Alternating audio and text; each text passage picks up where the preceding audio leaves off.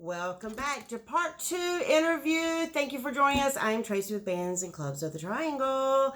And we have... Mary Selvidge. There you go. There you go. Thanks again for joining us tonight.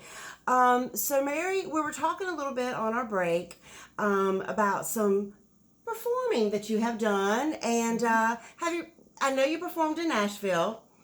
Any big performers that you sung with? Maybe you want to share?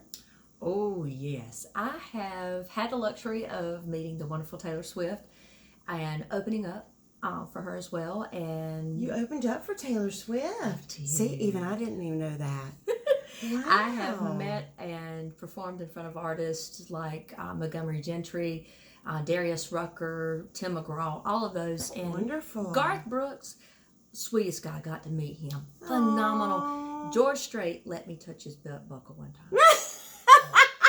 Can I just say really quick, we were watching PBS last night and it was talking about the country music industry and how it's progressed and how Johnny Cash had gotten, they took his label away from him so many years, and they were saying, and George Strait had 60 number 1 hits. Sure did. Now I am, I've just gotten so, I'm more into today's country. I have to admit I'm more into today's country. But when I heard George Strait had 60, is there anybody that can beat that? I don't even think so.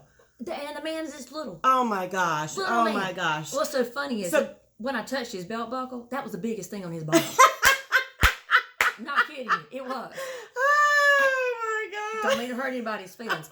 Love him. Sweetest guy in the world. I saw him when he had Leanne Womack opening up for him. Yeah. And we were all just standing there, and I was like, dude, that belt buckle's the biggest thing on you. And he said, shh, don't tell nobody.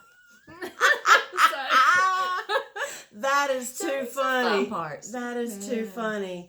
Well, so what's coming up in your upcoming career? Anything you want to share with us, maybe? Oh yes, definitely.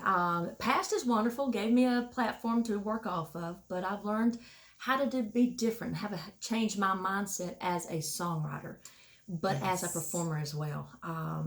I've put my band back together. We plan to go out and have some fun and enjoy ourselves, but I still do solo acts myself because I love people. And which is very obvious. We keep talking. We can't really get to the interview. We keep talking.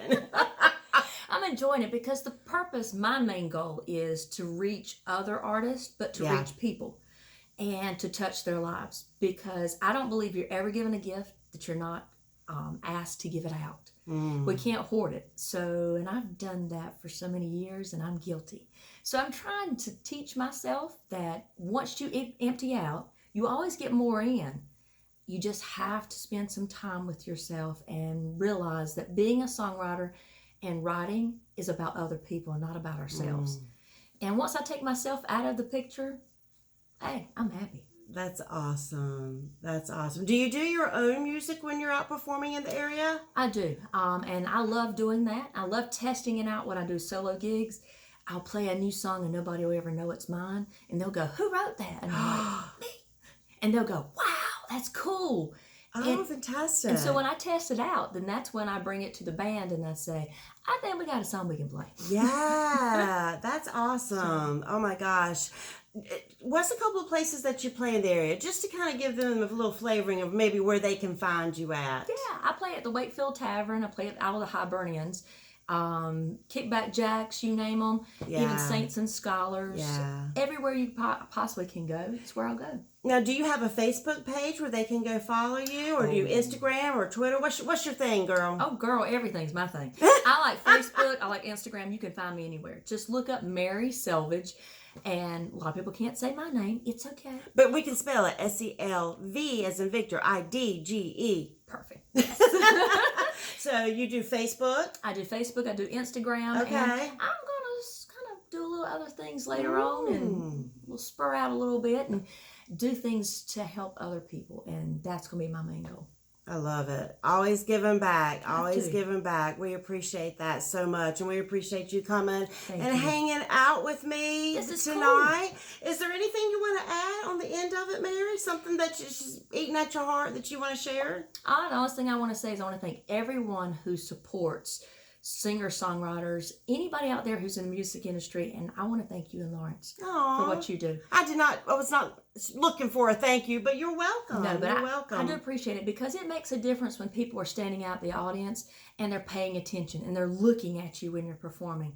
You don't realize how important that is to an artist, because it can make or break us that night and how we feel that we've performed. Right. So thank you for doing that. Thank you for smiling. Thank you for taking the time to walk up to the stage and saying, I like that song. Yeah. Because that makes our lives worthwhile. Makes everything we do worthwhile. Absolutely. And you do it so good. Make sure you go follow her on Facebook, Instagram. And again, thank you so much for joining us. And I could talk forever, and who knows, maybe we will. The girls rock. There you go. Thanks again. Thank you. All right, y'all be safe.